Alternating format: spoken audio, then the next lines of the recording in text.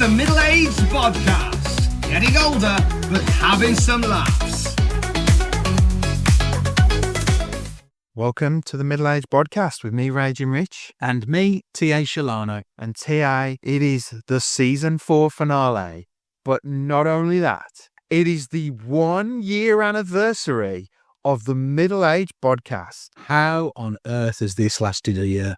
Well, we've kept to it. I did say to you at the start, we have to put a commitment in. We have. And 1 year on from our first episodes going out, here we are with the finale of season 4 and the 1 year anniversary episode. 46th episode. It is, and we have been going for the whole year. We have been doing some reposts as well. So we have been posting weekly with trailers as well and a few other things. But yeah, it's been a fantastic experience that really enjoyed. Excellent. So I guess we should really start this off talking about why we started a podcast. I've absolutely no idea, in truth. I think we just felt left out because the rest of the world were doing them. Well, yeah, it was something I'd thought about would be a good concept. I just thought it'd be a good laugh and something that we could do, give us a bit of a hobby, because apparently we needed to get some hobbies. Well, I suppose in terms of the midlife thing and the whole concept, around the podcast and the brand, of course, is that you don't drive. So a sports car was out and neither of us are very good at golf. So we had to find something that was perhaps more attuned, perhaps, to our output creatively. And we felt that we could have a go at this. And there we go. 12 months, 46 episodes, and here we are.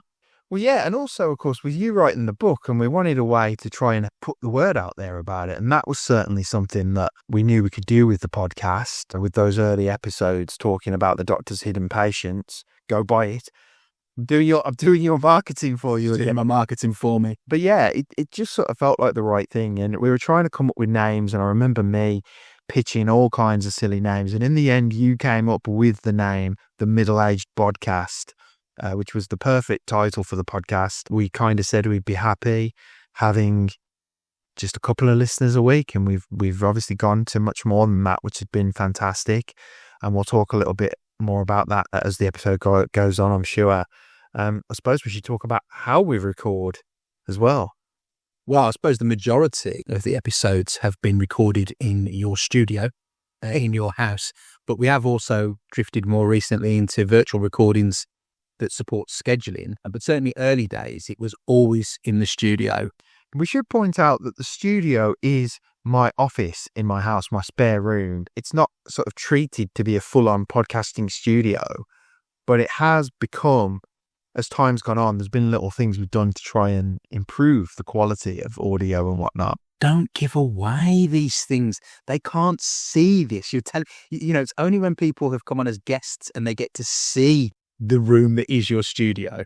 You can't tell people who haven't seen it. You should be saying, yeah, it's an absolutely soundproofed room that I've spent a fortune on. He hasn't, but you don't need to tell people that.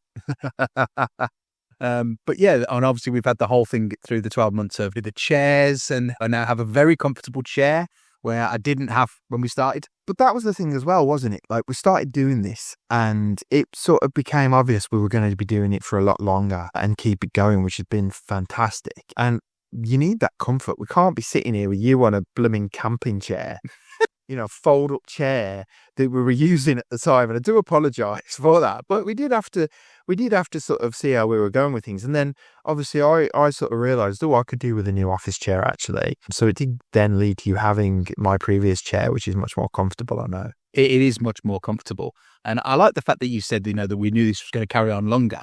I'm not so sure about that, because there's been so many times over the last year where you threatened to quit your podcast, moaned about editing, and being generally an all-round diva. I'm amazed people want to make it to the 12 months. You're the one who calls us celebrities, T.A. Let's just remember that. Celebrity is a modern term. There's a lot of celebrity that, it isn't the previous terming of celebrities. There are people who've heard us, whether they've enjoyed it or not, in different parts of the world, to the form of celebrity. I suppose so, I suppose. Our voices must be recognised by at least 300 people we don't know. Oh, well, you never know, do you? You never know.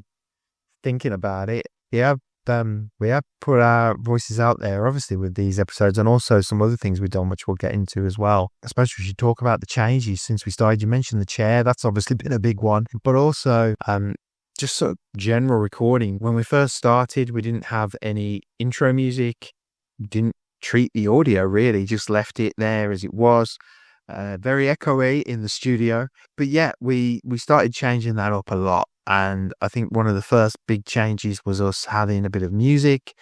And I discovered a website called Upbeat, which is fantastic for getting audio files. And for free, you get 3 clips that you can download in a month. So I did and used that, and then realized very quickly that they only update your credits 1 a month. So signed up to a subscription. It's only a small subscription fee, so it wasn't too bad. But we did use the song Trendsetter by Mood Maze as our sort of early days theme song that we had on here. And then we sort of realized that the AI audio generation, with neither of us being musicians, kind of thought, well, let's try and come up with something. And I did originally have a song that we put out there, which was a little bit rocky, and then we went more with the chilled vibes of what we have now. And then moved again, getting Tom Campbell, who was our guest last week, to provide us with sound bites, and integrated that into our intro. And I think that's certainly something that people have probably noticed, is that we've been trying different things out with intros and outros and sort of recording quality, using different tech that's out there to try and improve the audio quality as well. Yeah, I think that's the thing, isn't it? Just doing different things and then trying out different ideas, and then you just sort of evolve really as you go, and then you look back and you can kind of see the different things that you've tried out and the changes that you've made, which should be the same for a lot of creative processes, I suppose, when you think about it. And then guests. I can't believe we've actually interviewed now 20 guests across 18 episodes. So effectively 40% of our episodes have involved guests. It's been fantastic. And we interviewed some people that we knew because it just made sense. You don't have to go around trying to track people down for a podcast that's just starting out. And big thanks to all of our guests over all of the seasons, but especially those first few who joined us, because it did help massively. And it actually helped with a couple of things. We had Laura and Amy that we interviewed in person, and then we interviewed Ian virtually, and that was a great test run for learning how to do virtual recordings as well. Interviewing Ian in season 1 helped us to get that virtual recording experience, and then we learned from there to use different recording software, because we were just on a Zoom call with it. Well, I've thought about this with the guests as well, in terms of how that has evolved from those early days. And the other thing around that is as well, it's helpful if you start with, we actually covered quite serious topics to some degree to begin with as well, but obviously, like you say, with people that you know. But to then evolve from that as a learning process for you or I, who do not obviously spend our days conducting interviews, for example, as a learning process to then move into more and more guests, people that you don't know, people on the other side of the world. And, I'm sure we'll probably reflect on some of the guest episodes in a little bit more detail. But you need that, I think, as well, because otherwise, if you go into trying to interview people you don't really know, as people started doing this, I think it's a lot harder, because you do definitely develop more skills in interviewing people as you go. I think so. And you certainly have adapted to that really well, more so than me. I am very much looking at the tech all the time when we're recording, trying to make sure that nothing drops out. But yeah, I think with the guest interviews, it's been phenomenal, just the response to it. And even going back to approaching people, we used to put a call out on social media and people would respond and say, yeah, I'll be on your podcast. But we've actually got to a point now where we're approaching people. We feel confident to do that. Our first guest of this season, Liz McLarnon, we have to talk about how that happened. We actually approached her thinking she'll never do it. She'll never say yes. And she did. And I think that just shows that if you do try these things and you put the right sort of story behind it as to what you're trying to tell with the guests, it works. If we'd have done an episode and said, we want to talk about Atomic Kitten, I doubt she'd have said yes. But because it was about No Fly Traveller, it was about this project she's really passionate about, it gave her a chance to talk about something else on a podcast. I think with guests, it's given their voice, but it's also something they're passionate about talking about that they may not have a platform for otherwise. I mean, I quite like the fact that you said you felt that it was something, the interview was something that I'd done well. I'll be honest, the amount of times I've sat here, Rich, and gone, I'm trying to channel my inner Graham Norton, the goat, of interviewing, in my opinion. So there's definitely been a challenge where you have that right side of nervousness as well going into guest episodes. Obviously I've often wrote questions and things that, in terms of trying to structure as well. And then how we try and then obviously interact with the guest and do that in real time is a real art to that. And it was, I think, last week's episode with Tom, an actual professional broadcaster, was interesting to see how somebody does that who's obviously been doing it for a long time as a job, and what you can even learn from that. I found that quite an experience in itself in terms of observing that. So yeah, that's kind of where I get to with it. But I thought the thing with Tom as well, 'cause again, we should talk a bit about that and how that happened. I followed Cultaholic for a long time online. I just thought, what would be great is having a soundbite from somebody. Who could we get? Tom Campbell, professional broadcaster. He's got that voice. He's done the radio work. And I just thought I'll reach out to him and ask if he'd provide a soundbite. Went on to Cameo, and he then said in the video after the soundbite, "Oh, I'll come on your podcast. It's something I'm really passionate about." And it was so incredible to have that from him and go, wow, really? I never thought to ask him because I just thought he'd say no. The fact that he then said, "I'll come on to your podcast." And he was fantastic. And again, I think much like the Liz one, if we'd have said, "Oh, we're a wrestling podcast," I don't think he'd have offered to do it. I think it's about the theming of things and the fact that this was something different and he could talk about that and give such passionate responses. And also the interview with Tom was the first episode where I actually wrote most of the questions, because it's usually you doing that. Well, I think it was something that really links more into a topic that you're more familiar with as well, with the wrestling. Well, you say that, but we barely spoke about wrestling. No, I suppose, but to some degree there was an element of that within it. And you, I think, felt more confident in going into the questioning for that interview on that basis, perhaps, than maybe on some of the others. But I think it'd be ridiculous if we didn't include what has got to be the quote of the year, going back to the Liz McClarnon episode, where Mrs. Sholano said, "Do you know what? I just think it's so nice that she would give up her time to talk to a couple of nobodies like you two." And, and it's that kind of support, Mrs. Sholano. Well, obviously we love you so very much, because that's what really keeps you going. And then this season as well, we've obviously gone a lot with, outside of Liz and Tom, everyone else is an American guest, which created some challenges around scheduling and time zones and all of that. But again, has been a real mix of, authors, podcasters, and great stories and whatnot. So it has been a real evolution when you look through all the guest episodes we've done, particularly into this season, to have got to this point. So, yeah, I think the thing also with going back to the recording and what we've done, we started off doing recordings on Zoom. We moved now to Riverside. We did use something else in between, but we've moved to Riverside to do all these virtual recordings.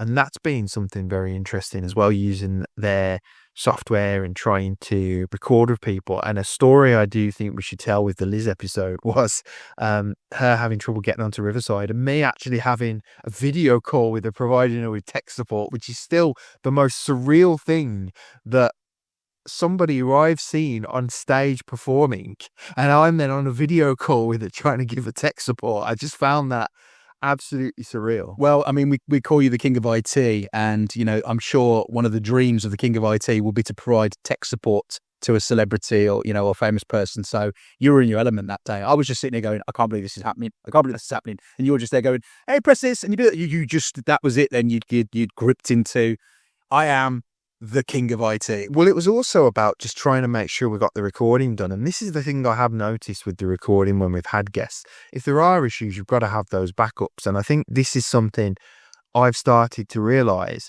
Always have these things. I think my advice to other independent podcasters out there, if you are trying to record using Riverside or something like that, and you find your guest can't access it and you need to do something else, just have Zoom at the ready. The free version cuts off after a certain length of time, but it's still a really viable option for recording. And obviously we've done that a few times using Zoom. We did it for some of our earlier season guests as well on season 2 and season 3.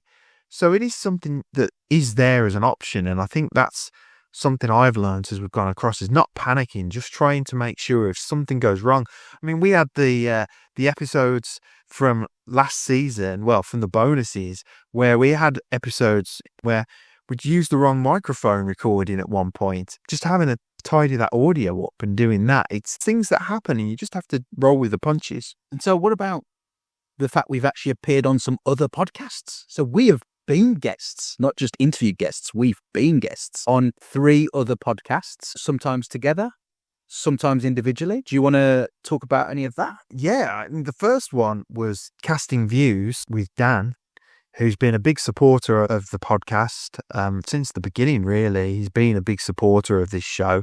And a massive thanks to Dan for featuring us on Casting Views.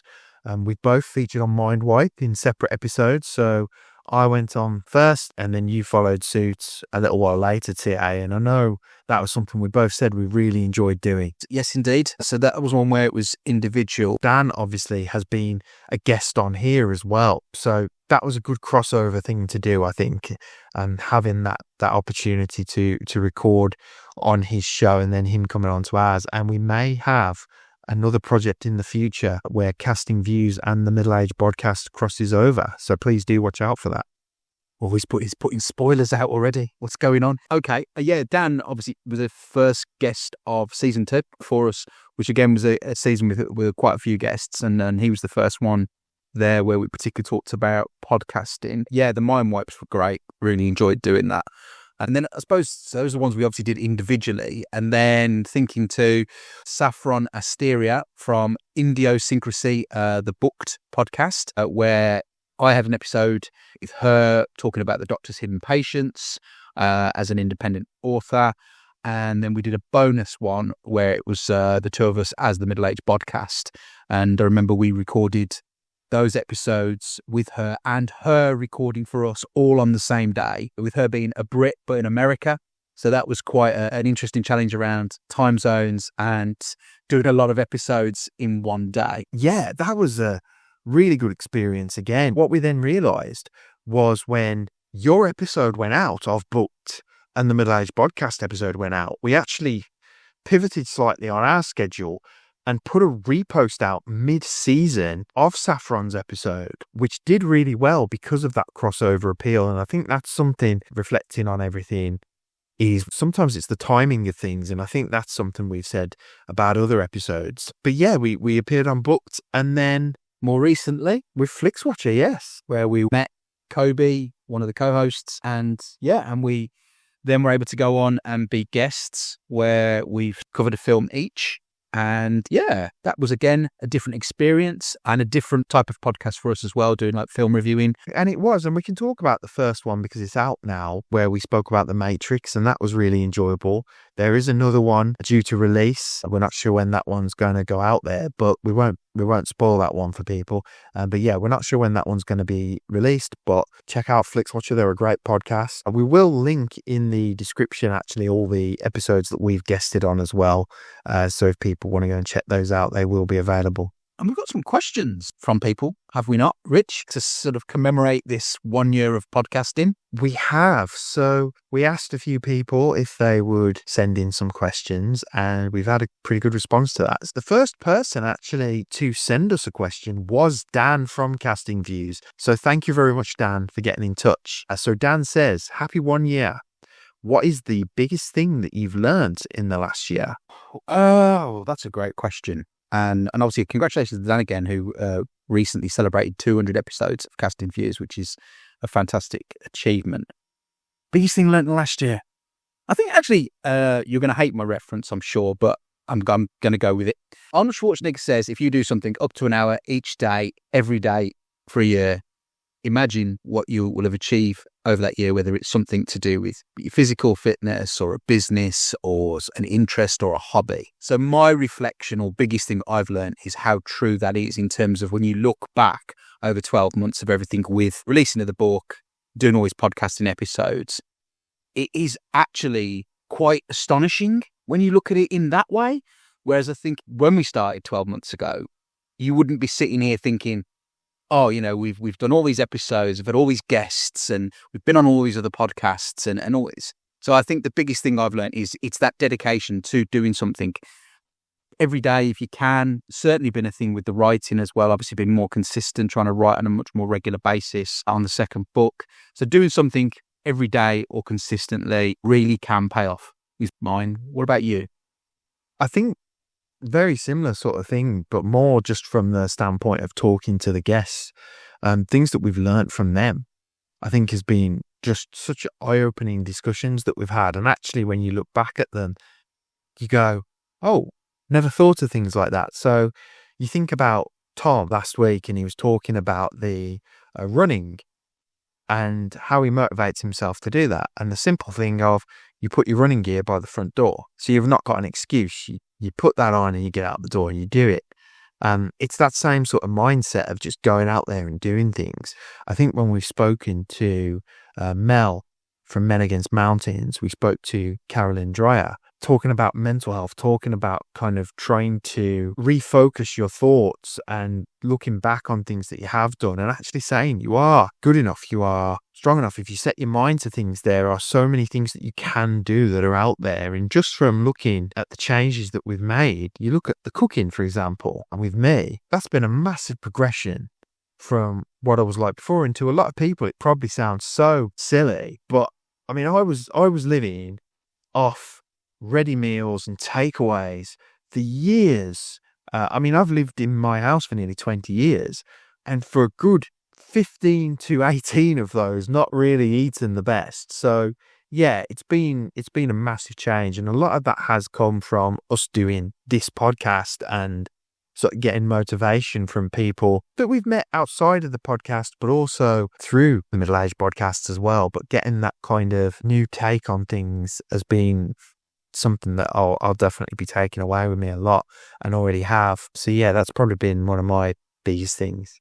And not to panic, as I say, not to panic with the recording is also a big one, because we have at times panicked, but now we're a lot calmer with things. We kind of know where we are with things. Fair enough. So we've now got a question from Griffin from Reboot Deboot, who was the second guest of this season as well. So obviously thanks to Griffin for joining us earlier in the season. And he's asked, for a first-time listener, which episode would you suggest they listen to if they wanted a crash course in understanding our podcast and getting the correct context of our personalities and show program? Rich, I think there's 2 episodes that kind of show what we're about. Well, will we have the same ones? So I think if you're talking about just us chatting, there's ones where you can just listen and it's us bantering and we're talking about things. But if you actually want one where we're talking about growing and improving, I think the cooking special from this season is a massive one, because you do sort of hear that progression and the fact that we both took a recipe we'd never done before and we cooked it and it was a great success. And I think that is something that gives you that idea of where we're trying to go to in that sort of respect of things. I think the cooking, not only from a health and well-being standpoint, but actually the mental health standpoint of actually doing something and creating something, not only for yourself, but sometimes for others, is very underrated. And I think that's definitely shows our personalities as well, because there is some banter in there, but it is primarily us talking about an actual task and an actual plan that we have. There's an actual objective to it. And I think in terms of a guest episode, I was going to go with Mel from Men Against Mountains. I just feel like that was about halfway through the second season when we recorded that particular episode. It was a really good conversation about mental health, and to talk to Mel, who had been on other podcasts and who has been advocating for men's mental health for so long, for her to come on the podcast and to actually want to talk to us and have that conversation And I think we've mentioned things like Andy's Man Club, Men Walking and Talking, and things like that. And not even just men's mental health. There's a lot of general mental health things out there, like Calm, Mind, and a lot of other charities out there. There's a lot more prominence to those now. And I think that's a great episode for people to jump in on and sort of find out a bit more about what we're looking for in our lives from that kind of perspective. I mean, I think with this particular question as well is trying to think as well some of the episodes where it's just you and I. For me, the ones that particularly jump out would be the Christmas episode of Die Hard, I think was a really good one. And I think following up from a film point of view, in this season, you and I did a review of Back to the Future for its 40th anniversary. I think it's actually another good one. But for sort of more joviality, personality related stuff, I think it has to be the coffee shop frustrations episode in season 3, which was, there was a lot of banter. There was a lot of real life interactions in that particular episode. And it was the episode where you mentioned Liz McClellan's No Fly Traveller, which ironically then led to Liz becoming a guest. So those are the ones I think that jump out where it's just you and I. We also have one from Satsu at Chatsunami who says, congratulations. What has been your most memorable episode so far? You've kind of just talked about it really on the last question quite a bit, but I would say the Mel from Men Against Mountains movement is probably one of my personal favourites. We were recording that at a time that wasn't particularly great personally for me. And certainly when that went out, things were really not so good. So the episode does mean quite a lot to me, and I think it was a really good one of us and the guests together. I think it worked really, really well. Yeah, big shout out to Mel. Best wishes to her. Yeah, I have to say, actually, I wasn't having the greatest time around that sort of time period either, and I do think that was an episode that really did resonate with both of us, talking to Mel about that. I think you mentioned it in the What Should People Listen To? The Die Hard episode was really good for a couple of reasons.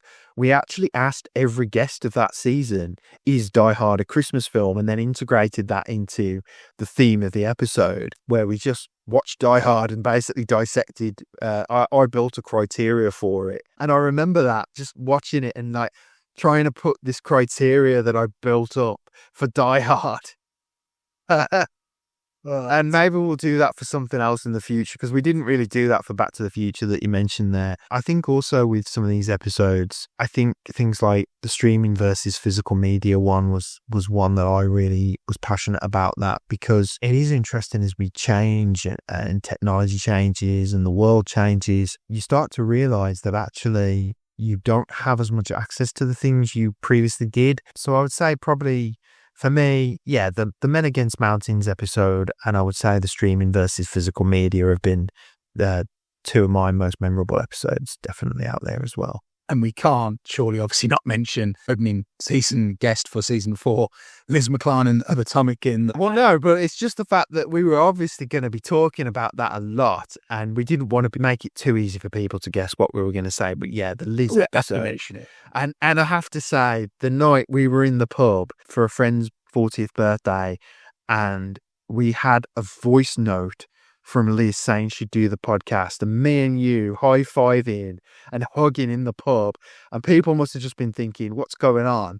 These pair are celebrating something, and we were just over the moon that she'd agreed to do the podcast. Yeah, I don't think the guy whose birthday it was looked anywhere near as thrilled that was the defining moment of his 40th birthday. But there you go. And it's just the fact that, obviously, thank you so much to her for doing it. You know, and after everything, who knew, Rich, that it was going to take a pop star to basically come on the podcast and make us whole again. I knew. You knew this would happen, and I wouldn't mind, but every time you tried to crack a joke, it's always Whole Again that you use as the reference. You need a new Atomic Kitten song to reference next up. Oh dear, I do apologise, but obviously genuinely delighted that Liz came on and did it, as actually all of our guests, because there's been some truly fantastic guest episodes, really memorable ones. And I think for the most part, when you look at the stats, people tend to prefer listening to us with a guest than just us, Rich, I think. So we've had a question from Sarah, and she asks, how much weight have we lost over the course of the podcast? TA, do you want to go first? Or shall I start? Because I've probably lost the least. I don't know. Well, not enough, I think, would be the answer, Yeah. Sarah. And actually not as much as the ambition would have been at the start. I think I've said, because from weighing today, realistically, I've lost 5 pounds. But I've said this before, I don't think my scales are right. I actually weighed on some scales at my parents' house a few weeks ago. I just decided to do it. And I was heavier than the scales I own said. So I am going to get a new set of scales for the next season, because I think that's something we've spoken about, potentially bringing back the weigh-ins, haven't we? So, Well, yeah, you're right, we haven't lost enough. but I think I looked at my stats and I think it was like £4 less than a year ago.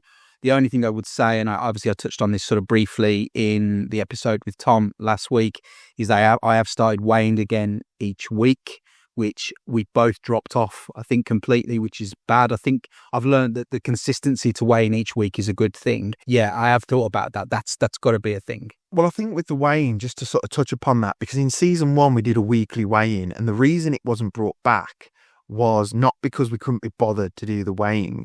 It was because of how we record. We record things in batches and sometimes weeks apart. So we were weighing in and then trying to link that weight to the episode we were recording.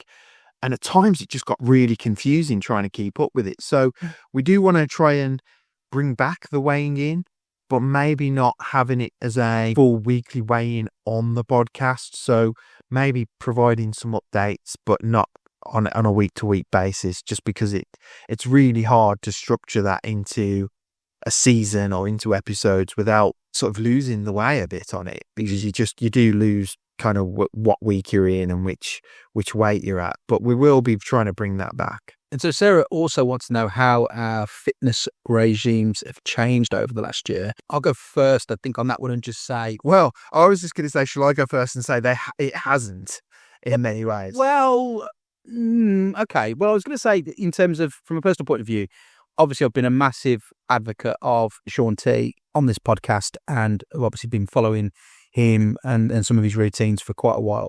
And I drift in and out, and I'm inconsistent, and I know I'm inconsistent. And when I get consistent, I get really, really good. And again, as I touched on in the episode with Tom last week, I have in recent weeks got back into that zone, and I feel better. And, you know, I can really see a difference in doing that. So for me, the regime hasn't changed. It's more around the consistency, and it's me doing what I kind of talked about earlier, what Arnold said around that, trying to be, doing something every day or and all the rest of it, just makes a massive difference over a period of time. And if I can just maintain that motivation when I do it, it really works for me. So yes, Rich, and you wanted to say that for you, Well, it hasn't really changed a lot, but I do think when we look back at the cooking, I think that's the big thing, and we mentioned it earlier in this episode, but I think the fact I'm eating a lot less junk and I'm eating much less of the processed stuff, eating a lot better generally, and that's certainly helped me in recent months. So yeah, we'll just have to see how we go with that. but going into from the learning of the year, in terms of trying to find that fitness thing for you.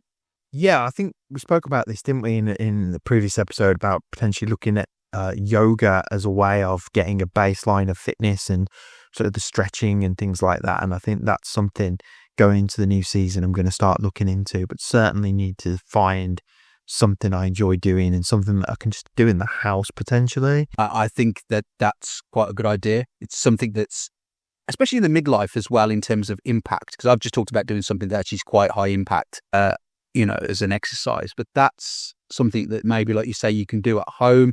It's a bit more lower impact and can work for you. I know we set you the exercise bike challenge, and that never really took off, and you didn't really enjoy it. So you're not going to do things that you don't enjoy. The one that I did use was an old exercise bike that my parents had. It wasn't the best. It's not like it was a Peloton or anything like that. It was quite uncomfortable to sit on, in truth, and sort of use. It just wasn't really for me. And I do think that's the thing with the health, with the weight loss and the fitness. It's finding something that I actually enjoy doing. That's always been the hard thing for me. So I'm definitely going to try into the next season to find something that gives me that little bit more of a fitness sort of goal to achieve. So we have another question We have a question from Charlotte, and that is, who would be your ultimate podcast guest, living or a historical figure, and why? TA, do you want to go first on that one? Okay, ultimate guest, living. He's been mentioned already. I'm going to go with Arnold Schwarzenegger. He's definitely, obviously, a big part of the brand. So I think he would be one for me. Otherwise, historical figures, probably Her Majesty the Queen, or Guy Fawkes. Something, really somebody unique in history. Those would be kind of mine. Arnold for his motivation, the Queen, obviously for obvious reasons, and Guy Fawkes, just in terms of, could you believe, this venture that didn't really work out very well, and how you're still referenced hundreds of years later. It's quite an incredible one to do. How about you, Rich? So the obvious ones of, I'm not going to say Melissa Joan Hart or Keanu Reeves. They're very obvious for different reasons. The one I was going to mention was Kevin Smith. Probably not for the reasons people think. Obviously, Kevin Smith is a filmmaker who has a lot of his content based on comic books, superheroes, all the things I love. But the reason I wanted to talk to him, a few years ago, he had a heart attack and it completely changed his life. And he's gone vegan. He's changed his health routine completely. He's dropped a lot of weight. And obviously we haven't really mentioned it on here, but my uncle passed away last year. He had a lot of heart problems. And he had heart surgery about 25 years ago. Told he'd have about 5 years of life added on to his life expectancy. He had 25. And he sadly passed away last year after having another heart op. But I would really like to talk to Kevin Smith about his experiences of that. I think that just finding out how he sort of realized his mortality and what he would do with regards to how it's affected him. He wrote and directed the Clerks films, and the first two Clerks films very much fit. The way Kevin Smith describes his films they are full of dick and fart jokes. The first two Clerks films, you probably could say there's a lot of that kind of thing, but the third film is actually a really poignant movie to watch. I watched it quite recently and it didn't do so great in the reviews. I think it's one of the best films he's ever made, because it touches on those themes, and I think it was a beautiful movie, the way it was done, one of his best bits of work. And yeah, I'd really love to talk to him about those kind of things. Excellent. That's good. And now a question from Ruth. I wonder who that might be. If you were a superhero, which one would you be? And you're only allowed to pick one. So I've always had this affinity with Spider-Man. He always has the bad luck. He thinks things are about to go right for him and then they don't, and stuff like that. And I always used to feel like that was me. He sort of looks down upon himself quite a lot. And I feel like I've always been like that. So I would go with Spider-Man because of that more than anything else. And I mean, web swinging would be pretty cool, to be fair. So yeah, I'd go with Spider-Man. How about you, TA? Season 3, episode 8, I Am Batman. Right, look, I'm not... okay. What? What's wrong with I Am Batman? You are Batman, okay. That's my choice. That's your choice. Okay, if that's... Okay. You know what? Fair enough. I'm not even going to argue the toss. Genuinely, that would be my choice. Batman. Batman. You just want the car. You just want the Batmobile. I want the car. I want to be a billionaire. Yeah, whatever. No, but yeah, I can't. No, the rest of his origin story is tainted in tragedy. Yeah, okay, but the Caped Crusader of Justice, season 3, episode 8, in terms of a reference there. But I think I would choose Batman. Okay. Well, we have another question from Ruth.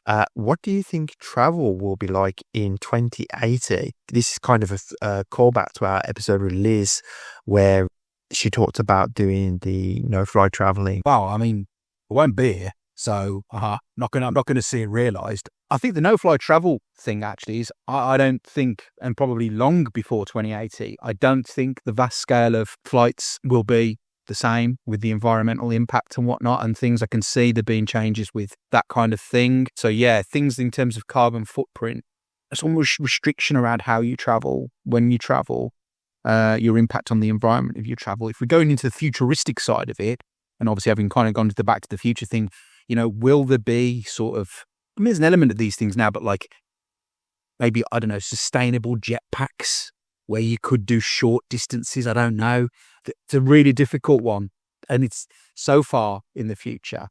But I think even within the next few years, I can see more and more changes. There's obviously a big push with vehicles towards electric, moving away from fossil fuels. They're showing a lot now about when you do journeys about what your carbon impact is and how it's less by getting a train than it is by driving somewhere. So yeah, it's an interesting one. But I actually think as far as the list and the no-fly travel thing is, I think we will see a definite reduction in the amount of flying. I think you're right. There'll be a lot less flying. Going into the sort of the sci-fi world a little bit here, I do think when you think about like the particle accelerator and things like that are out there, I genuinely think whether or not it will have been successful, there will have been an attempt to dematerialize and rematerialize somewhere through teleportation. I genuinely think people will try that somewhere. You can imagine one of these big tech companies coming up with that kind of idea and trying to actually get you to go from one side of the world to the other in an instant. If you think about the way that they'll be able to get you to travel theoretically, and I know that sounds a bit out there, but you think about some of the things that we'd seen, like you say, Back to the Future and whatnot, a lot of that stuff, maybe not on the same time scale as those films, but it's happening more and more, and I think you just don't know. What about, like, I already touched on it, but in terms of virtual as well, in terms of that virtual reality type thing of taking you into a world, so you don't physically travel, you travel on a journey mentally. There's more and more into that interaction within your brain into something. I wonder whether or not, again, there could be much more of the making experiences feel more real without going there. We're going a bit Total Recall there, T.A. I think that is something that could potentially happen. The VR side of things is getting more and more realistic as time goes on. I mean, again, these tech companies, it's something they're probably looking into. Although, would you want somebody putting a memory into your head, like as if you'd really been there? I don't know, but I could see that happening as well. Genuinely could. 2080, download season 154 of the Middle-aged Bodcast straight into your brain. We'll be dead by then, so I don't know who'll be doing it, but there might have to be repeats. And we have a final question from Beth, which is, what is the best pie filling? Well, the best pie filling is steak and ale pie. Do you know what? That would have been mine as well, so we're finishing on. It's the only time I think we've picked the same things during these questions, so... Steak and ale pie. Yeah, wow. I'm with you on that. And as we've said it in a previous episode, but going on the train to do the pie and mash experience on there, yeah, steak and ale pie. Got to be done. Well, that was the 1-year anniversary of the podcast there, TA, for us. With all the questions. With the questions. I think let's have a bit of a reflection on things, sort of what's next. I think for me, looking back, it's been a great year. It's given us a lot to sort of think. People we never would have met ordinarily that we have, people that we've spoken to, even people who drink in the pub that we've chatted to, who've told us they've listened. And then that led to the season 3 episode with Dave talking about his experience of tackling prostate cancer, talking to people on the other side of the world. Yeah, totally unexpected, really. And that kind of engagement with people, as you say, that you wouldn't meet and having those conversations with people in the UK and America and whatnot. It's been quite incredible, really. What is next? I think the consistency. I mean, you are obviously massively got into the whole cooking side of things. I need to do more of that. Fitness-wise, I say, I feel I'm getting back in the zone these last few weeks. So there's a big thing for me there about the consistency and trying to, do much more, I think, on the weight loss. More guests, I think. We've got a few guests in the pipeline for season 5 and a few other ideas coming up. And the second book, hopefully, will be finding its way out there in the not too distant future. There's quite a bit to do. It's been great to look back, I think, on 12 months.